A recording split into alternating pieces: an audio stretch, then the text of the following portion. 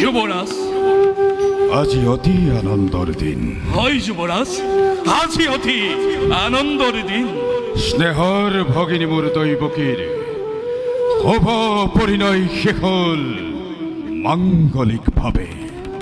অতি অতি সুখী মই। বসুদেৱৰ হাতত মোৰ ভনীতিক সমৰ্পণ কৰি মই অতিকে সন্তোষিত কালকেতু। হয় যুবৰাজ, দৈৱকীৰ বাবে বসুদেৱ উপযুক্ত বৰ, আৰু সেইবাবে ময়ো আজি লভিছো আনন্দ। কিন্তু কালকেতু যুবৰাজ, একেটি কথাই মোক বাৰে বাৰে বিস্ফোৰিত কৰিছে অন্তৰ। যুবৰাজ, আজিহে বুজিছো মই কন্যাদান কিমান কঠিন।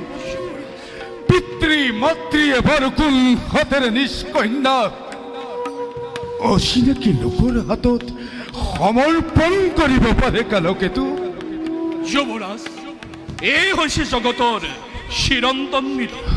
পুত্ৰ হলে পৰ কন্যাই আহি গৃহ শোভা কৰে, আৰু কন্যা হলে গতি কৰে পৰগৃহলৈ। কিন্তু মনে মোৰ নামানে বুজনি দৈৱকী যে মৰুতি আদৰৰ। আজি সেই দৈৱকীকে পঠিয়াই মই দূৰ দূৰলৈ কিবা দৰে থাকিম মই নগ্ন কাৰেঙত। যুবৰাজ, গুণী জ্ঞানী বিবেকে আপুনি যদি হয় কাকো দৈৱকীক বাৰু কোনে কৰিব সান্তনা। সঁচা সঁচা কালকেতু, বুজিও নুবুজে মোৰ আজি অবুত পৰাণে। দৈৱকী যে প্ৰাণ মোৰ নয়নৰ মণি, দৈৱকী যে মোৰ অতুল সম্পত্তি। আজি সেই দৈৱকীক পঠিয়াই মই দূৰ দূৰলৈ কিবা দৰে থাকিম ধৰাত জীয়াই। যুবৰাজ, দুৰ্বল নহব আপুনি, পাহৰি নাযাব সেই অতীতৰ কথা।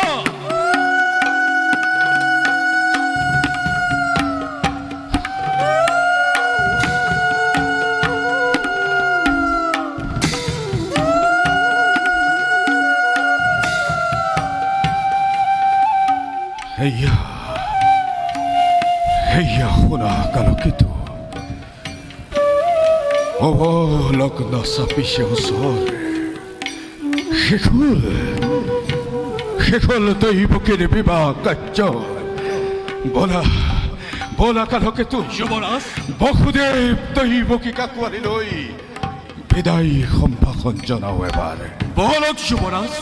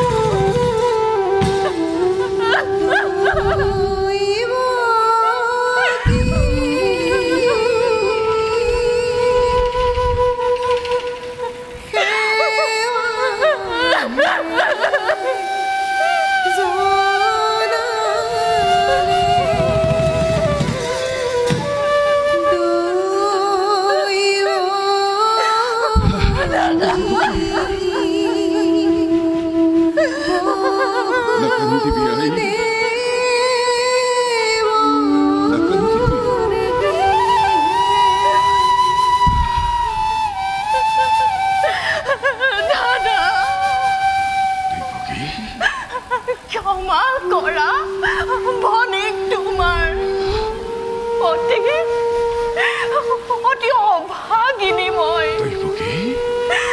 নুবুজিলো ভাতৃ পূজাৰ প্ৰকৃত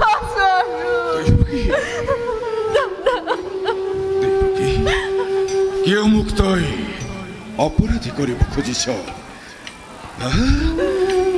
সৰুকালৰ পৰা যি অকপত স্নেহ বন্ধুনেৰে বান্ধি ৰাখিলি এই অভাগা দাদাৰক, তাক মই পাহৰিব নোৱাৰো কোনোদিন। দৈৱকী, কৰ্তব্যৰ তাৰণাত পৰি যদি তোক মই কেতিয়াবা কৰিছিলো ৰোহ ব্যৱহাৰ, আজি বিদায়ৰ ক্ষণত মোৰ মুখলৈ চাই তই সকলোবিলাক পাহৰি পেলাবি দৈৱকী, পাহৰি পেলাবি। ময়ো দাদা চিৰঋণী তোমাৰ আকাশত। নাপাহৰো জীৱনত তোমাৰ এই অকৃত্ৰিম স্নেহ। দৈৱকী, বসুদেৱ, যুৱৰাজ, আজি এই শুভ দিনৰ শুভ মুহূৰ্তত মুনি আজলি ভনী দৈৱকীক তোমাৰ হাতত কৰিলো অৰ্পণ।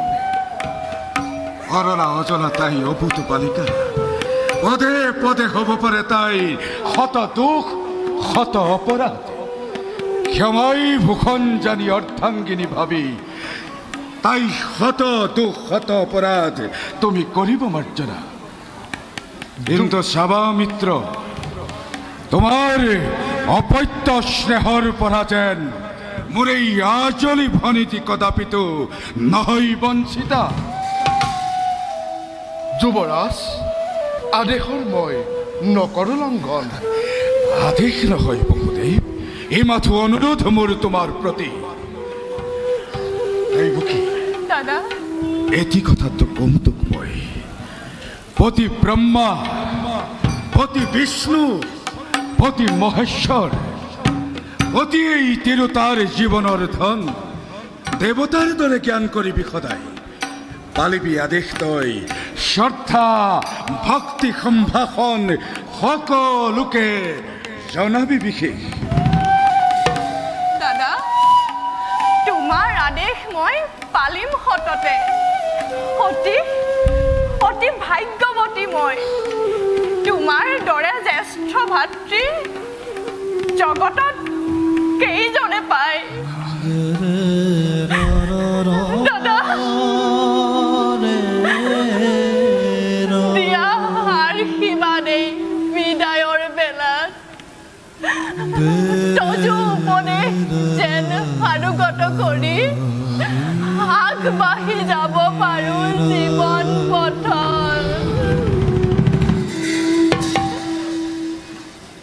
আশীৰ্বাদ কি দিবি অভাগা দাদাৰে, পঠিয়াই তোক দূৰ দূৰলৈ, কিবা দৰে থাকিম মই এই শূন্য কাৰেগত। আজি অন্তৰ ভাগিছে মোৰ, নামাৰে বুজনি নোৱাৰো একোকে সহিব মই।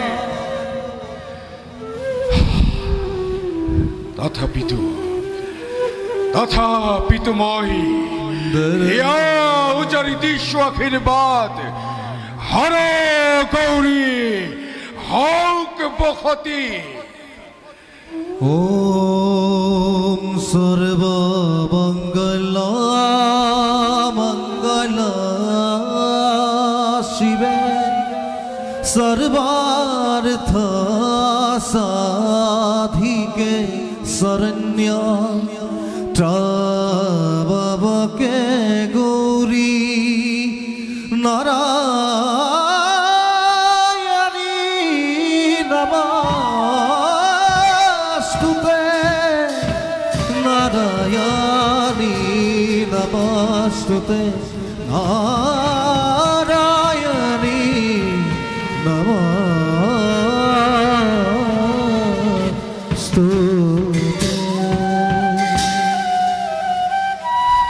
কথা বসুদেৱ,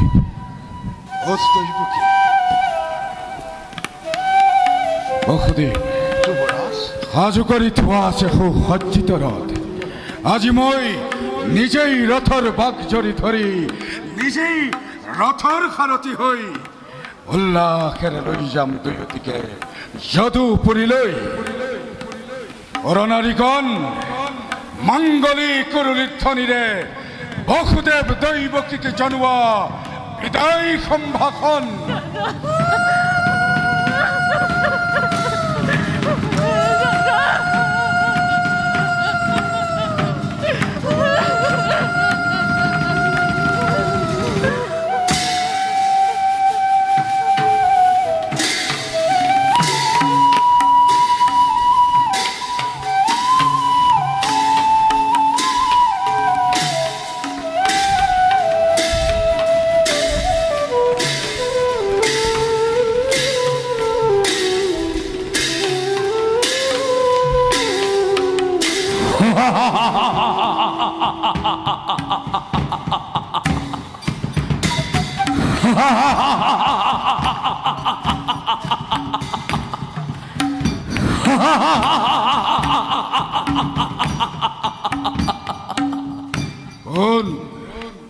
কোনে কৰে অত হাস্য আকাশ মাৰ্গত?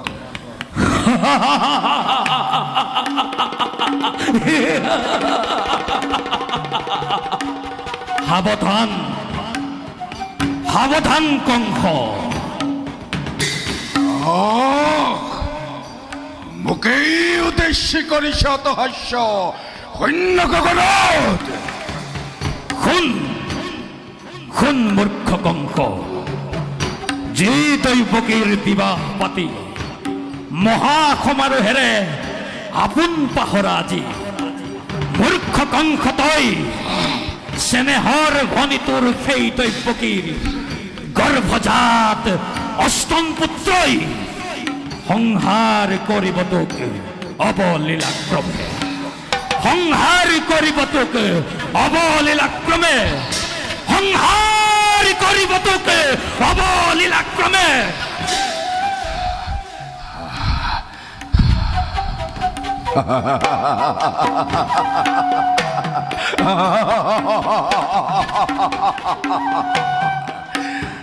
দৈৱকীৰ গৰ্ভজাত অষ্টম পুত্ৰই সংহাৰ কৰিব মোক অৱলীলাক্ৰমে। মিছা মিছা মিছা, সঁচা সঁচা সঁচা, অতি সঁচা। মনত পেলা তোৰ সেই ধৈৰ্য্যতীৰ বৰ, মনত পেলা তোৰ সেই ধৈৰ্য্যতীৰ বৰ, মনত পেলা তোৰ সেই ধৈৰ্য্যতীৰ বৰ। মৰণৰ দিনটোৰ দুৰন্ত অসুৰ চমু চাপি আহে ঘনে ঘনে, তাৰেই আজি অপূৰ্ব সূচনা, তাৰেই আজি অপূৰ্ব সূচনা, তাৰেই আজি অপূৰ্ব সূচনা।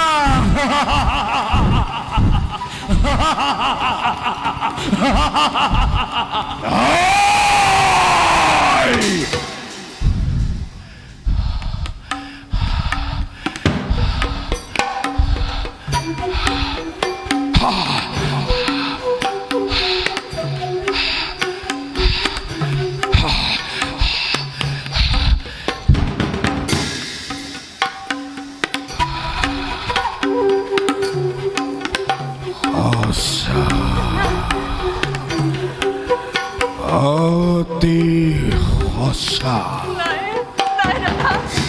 মনত পৰিছে সেই ধৈৰ্য্যতীৰ বৰ, অনন্ততে আপোন পাহৰা হৈ পাহৰিছো আপোনাৰে ভূত ভৱিষ্যত। অৱধান কৰি দিছে আকাশীবাণীয়ে, পৰাই দিছে কংসৰ কৰ্তব্য নিজৰ। কালকেতু কালকেতু আজো আছো পালিবাদে বিজুলী বেগে তীক্ষ্ণ তৰোৱাল।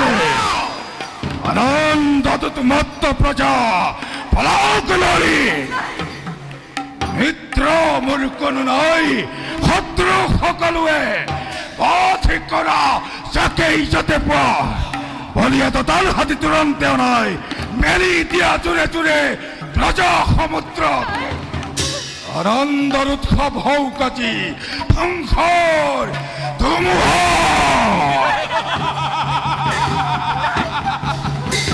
পাগল কলকেতুৱে আজি হৰিসংগীকৰ পলাই ঘণ্টা বাজিব আজি সিংহ নাট কৰি ধুমুহা বজ্ৰপাতে পাব মথুৰা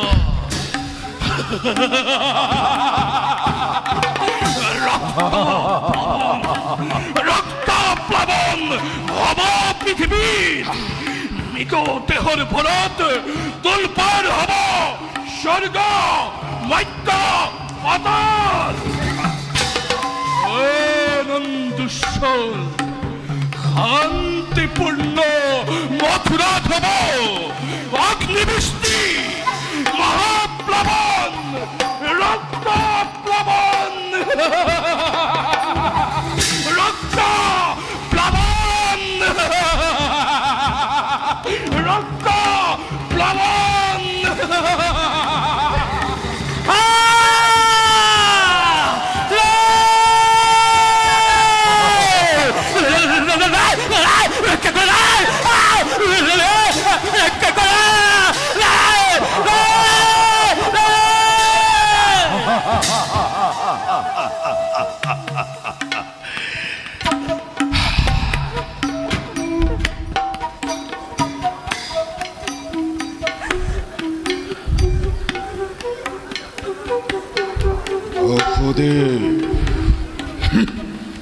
নতুন নীতি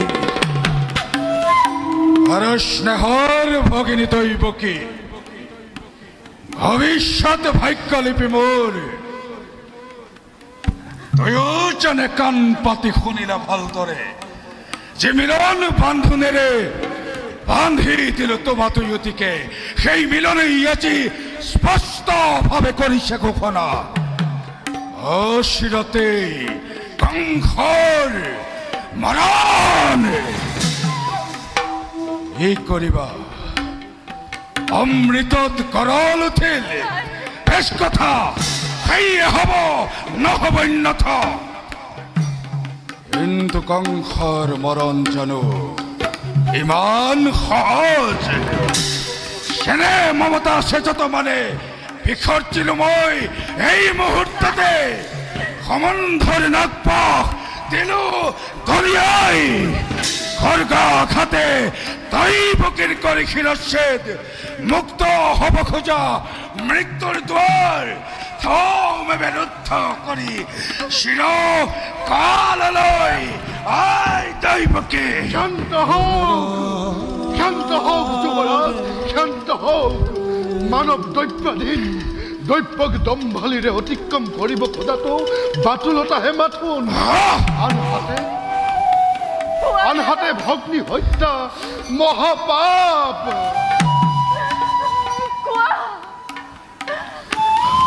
কোৱা দাদা কিবা হেতু ল'ব লাগে মই অনৰ্থক মৃত্যুদণ্ড আজি কিবা হেতু মথুৰাৰ নিৰীহ প্ৰজাই শাস্তি পাই বিনা অপৰাধে ৰজা হৈ ৰাক্ষস মূৰ্তিৰে মানৱৰ নামত কিয় কলংক সাধিছা দাদা কিয় কিয় কিয় এই পিশাচে আই তোর কোনো অপরাধ আর নহে কোনো অপরাধী এই মথুরার প্রজা তত মানে অপরাধ সকল কংসৰ কি কোৱা বসুদেৱ কোনে জানে কোনে কৰে কিবা অপৰাধ কবলৈ কিবা আছে মোৰ আৰু কলে জানো শুনিবা সঁচাই ৰাজা তুমি সৰ্বশক্তিমান সকলো কৰিব পাৰা নিজ ইচ্ছাতে তোমাৰ সঁচা হওক মিছা হওক ন্যায় বা অন্যায় সবান বিধান হয় ইচ্ছাতে তোমাৰ আৰু এই গৰ্বতেই গৰ্বিত আজি তোমাৰ শিৰে হিমাত্ৰী লক্ষিছে হত্যা কৰি ভগ্নী নিজৰ মৰণকো ৰজা তুমি ৰুধিব খুজিছা? নালাগে কৰিব বসুদেৱ, বিলম্বই মিলাই বিঘিনি। তোমাৰ কথাই সঁচা ৰজা, মই যেনে ইচ্ছা তেনেই বিধান। দৈৱকীক কৰিম সংসাৰ, আৰু তাৰ পাছে চাম ভালদৰে কিদৰে দৈৱকীৰ গৰ্ভজাত অষ্টম পুত্ৰ আজি কংসক কৰিব নিধন। সাজু পিসাচি তই মৃত্যুৰ নিমিত্তে। সাজু আছো মই প্ৰত্যেক মুহূৰ্ততে, কিন্তু দাদা ধৰক জানিবা, বীৰ তুমি মহাশক্তিবান। তথাপিও সন্মুখত দেখা পাই আগন্তক মৰণৰ স্বপ্ন প্ৰহেলিকা জীৱা দৰে কপিছা ভয়ত সেই দৈৱকীয়ে মৃত্যুৰ নামত বিচলিত নহয় তেনোৱা।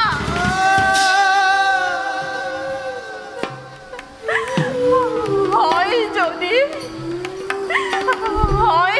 যদি মৃত্যু মোৰ স্বামীৰ আগত, তুমি হেন মহাবীৰ জ্যেষ্ঠৰ আগত দেৱতাৰ দান বুলি হাঁহি মুখে মই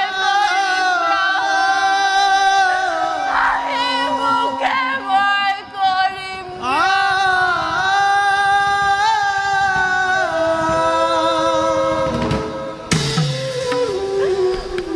সঁচা কথা যুৱৰাজ, এনে কাৰ্য অতি অশোভন। নাৰী হত্যা, ভগ্নী হত্যাৰে কলংকৰ কালিমা সানি ক্ষত্ৰিয় ৰখি শ্ৰী শ্ৰী বিনা প্ৰতিবাদে তুমি ৰঞ্জিত কৰিবা। এনে কাম কৰা যদি ইচ্ছাই তোমাৰ, যুগে যুগে জগতত বীৰৰ সমাজে শত মুখে তোমাক কৰিব গঞ্জনা। নলব তোমাৰ নাম লাজতে ঘৃণাতে।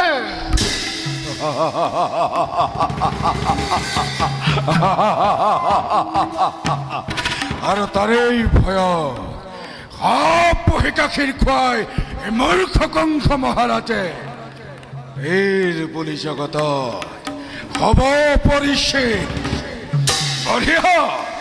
বঢ়িয়া যুক্তি তোমাৰ, এটা কংসী মিত্ৰ মোৰ তুমি বসুদেৱ। তাৰো আছে সহজ উপায়।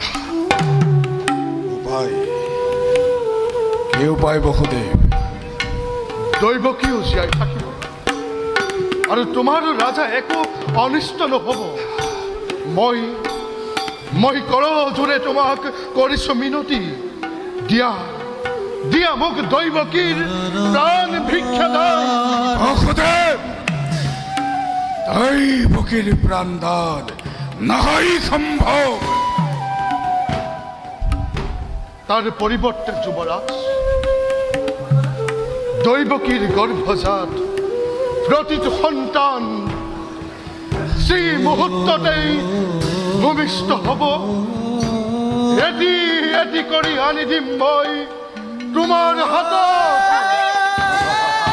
হত্যা কৰি সিহঁতক হব তুমি নিষ্কণ্টক নিজ ইচ্ছামতে।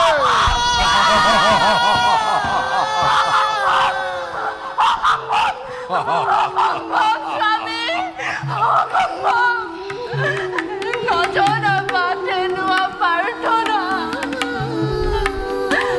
পৃথিৱীৰ নতুন অতিথি সৰগৰ দেৱ শিশু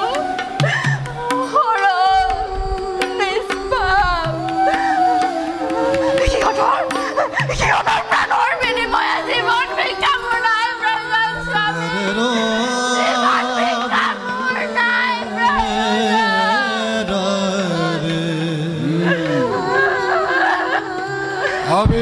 বসুদেৱ, পাৰিবাৰে সঁচাকৈয়ে প্ৰতিজ্ঞা পালিব, পাৰিবাৰে বিসৰ্জিব সন্তানৰ স্নেহ, আৰু যদি পাৰা তাই মোৰ অলপ আপত্তি।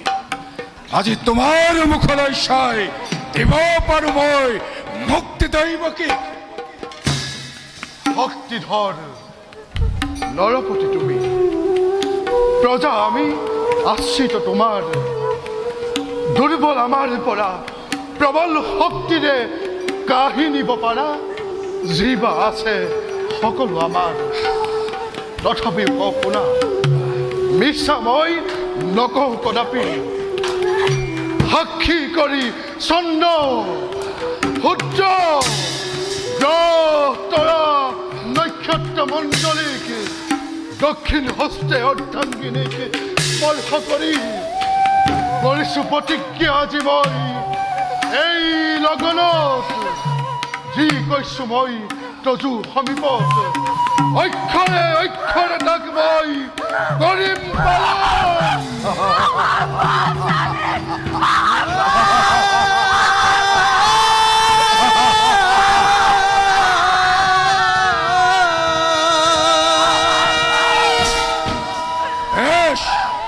সেয়ে হ'ব বসুদেৱ, এতিয়াৰ পৰাই তেন্তে কৈ দুইজনে চাবলৈ স্থিৰ নেত্ৰে ছিন্ন অখিৰ নিজ সন্তানৰ কৰাকৈ নিজকে প্ৰস্তুত।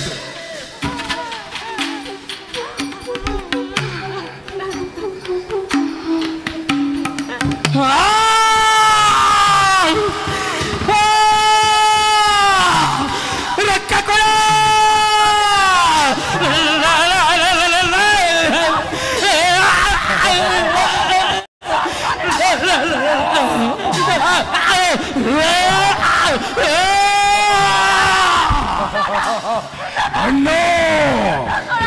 ধন্য কালকেতু, বুঝক জগতে আজি কংসৰ শক্তি, কংসৰ ক্ষমতা, কংসৰ পৰাক্ৰম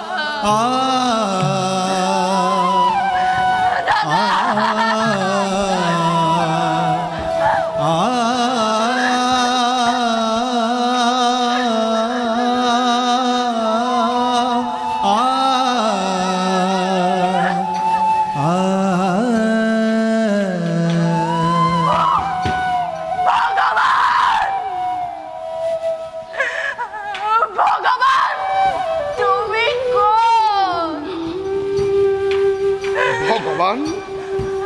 ভগৱান তোমাৰ নিচেই কাষতে